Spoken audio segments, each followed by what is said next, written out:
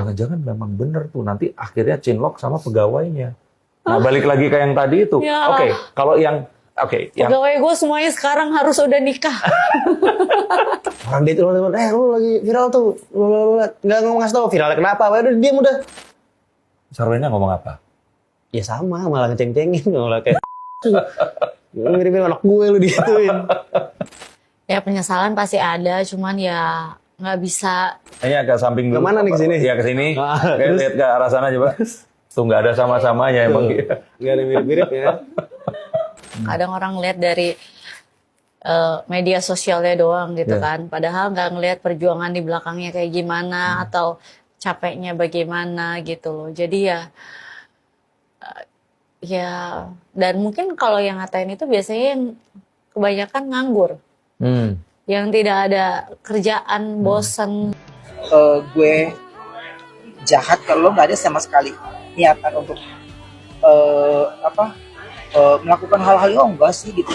Cuman ngedengerin kata-katanya itu, saya cuma bilang anak ini sudah lupa diri gitu. Ya, makanya mau apapun itu ya lo tetap aja. Kalau darah kandung ya saudara kandung. Makanya saya nggak pernah bilang, oh dia bukan adik gua, enggak lah. Itu jangan maling kundangan deh. Jadi gue cuma bilang ya dia tetap adik gua gitu. Cuman sayangnya gua harus tegur dia ya dalam proses yang seperti ini karena udah kayak bola liar sendiri, dia bermain sendiri yang seolah-olah semakin gue diam semakin dia enak ngobrolnya makin ini gitu. Iya, terus obrolan yang saya nggak saya tanggapi akhirnya seperti diaminkan sama netizen ya, walaupun bukan butuh pengakuan dari netizen, tapi kan kalau nggak diluruskan akhirnya terkesan kayak iya gitu ya. Makanya saya tidak mau ini ya harus dihentikan. Kalau mau baik udah ya, yang penting sudah gue sampaikan bagaimana perilaku yang sebenar-benarnya untuk lu nggak usah kasih gue ini nggak itu, nggak usah. Kita juga sama-sama berproses, naik turunnya dalam sebuah itu udah biasa. Tapi kalau mau merasa kita hebat, jangan teriak-teriak kita hebat. Ngomongin aib, ngomong gini, ya Allah, mungkin kagak sih kita nggak punya cerita juga tentang hal-hal kayak gitu yang lain, tapi bangga banget loh gitu, bangga banget gitu.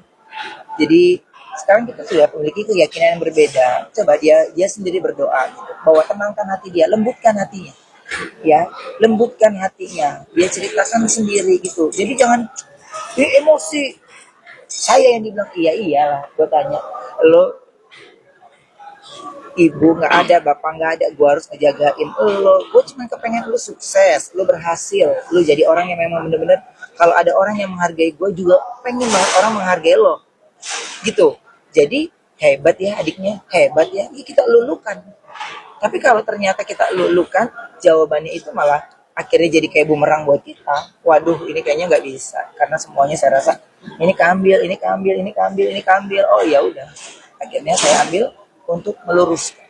Tapi mungkin ada niatan untuk temuin Dodi sendiri. Saya ketemu sama dia. Ya, mungkin ada niatan nggak? Mungkin dia yang harus. Kenapa sih Jordi ini masih ada di sisi Sarwenda gitu, maksudnya seberapa besar sih masalah mereka gitu? Aku nggak tahu sih sebenarnya, bingung juga gitu. Kok statement-statementnya gitu, reaksinya terlihat tidak baik-baik aja gitu, dan bukan merespon untuk meredam gitu ya, tapi jadi memperpanjang masalah, kesannya begitu. Nah, dia udah mengungkapkan semacam menyimpan rahasia besar seolah-olah gitu kan. Ya rahasia besar itu apa sih gitu, dan untungnya apa juga buka-bukaan. Dan Ruben kan udah bilang mempermalukan membuka aib orang, harus hati-hati, jangan sampai nanti aib sendiri terbuka. Biasanya begitu ya. Sebenarnya sebenarnya bijak sih, itu udah warning juga sebenarnya. Tapi ya kalau itu mau dilakukan ya terserah, kembali lagi kepada Jordinya. Jordi pasti tahu konsekuensinya lah. Kita lihat sendiri kan efeknya, kan nggak main ya. Udah ada petisi boykot lah, live juga sepi, dikasih emoticon, tahu semua itu adalah fakta. Dan ini lagi-lagi bukti bahwa setiap public figure, artis harus hati-hati menjaga perilaku, menjaga attitude-nya, karena itu imbasnya pasti ke karir, nama baik, ke bisnis usaha juga. Sarwenda. Tidak ada komunikasi mungkin lanjutan ataupun mencoba berkomunikasi dengan Mas Anda atau di unfollow gimana Mas? Ya nggak apa-apa, tuh haknya dia. Mungkin dia nggak berkenan ya. Mungkin dia pikir aku apa ya, nggak mensupport dia atau apa. Cuma kan ya gimana ya, aku harus di tengah dalam artian ya yang benar-benar ya nggak gitu. Ketika dia sebagai public figure, sebagai artis, perilakunya tidak etis kan, terus harus diingetin.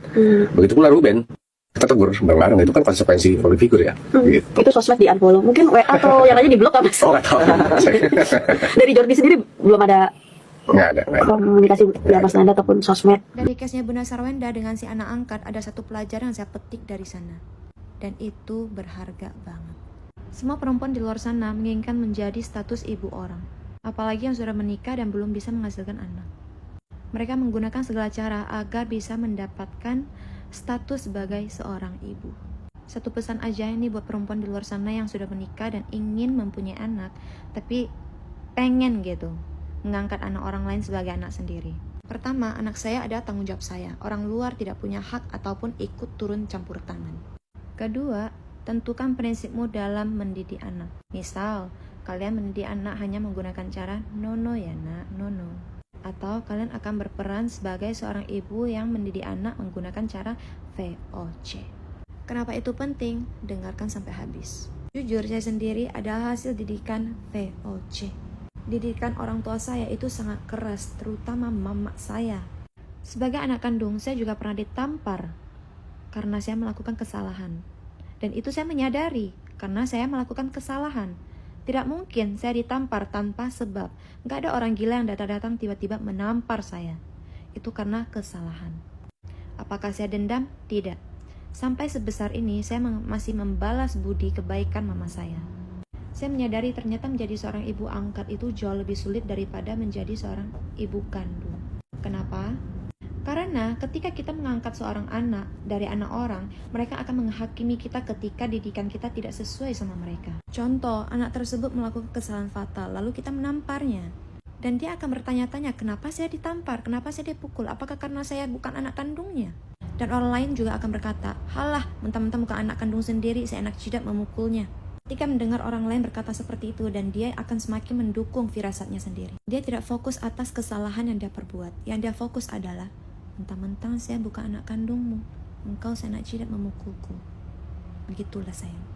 Tetapi di kisah si Onyo, yang menamparnya bukan ibunda, tetapi tante. Saya tidak tahu tante yang dia maksud itu siapa. Dan balik lagi, tidak ada orang gila yang datang-datang tiba-tiba menampar anak orang tanpa sebab. Satu pesan untuk si Onyo, Anda adalah anak laki-laki pertama di keluarga itu. Ketika orang tuamu mengalami pertengkaran, harusnya Anda menjadi penengah, bukan perusak. Anda tahu perbuatan Anda lakukan itu menjadi perusak yang lebih parah lagi. Dengan statement Anda keluarkan seolah-olah ibundamu melakukan kesalahan yang fatal dan menggiring opini negatif dan mengajak orang lain untuk menghujat ibundamu sayang.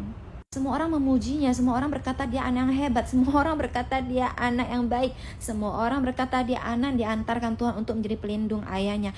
Hey, seorang anak yang baik tidak akan berbuat sedemikian. Kenapa? Harusnya dia memperbaiki hubungan antara ayah dan ibundanya, bukan menjadi perusak.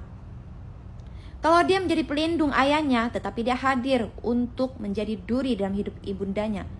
Seburuk-buruknya ibundamu, ada perbuatan baik yang dia limpahkan di dalam hidupmu sayang.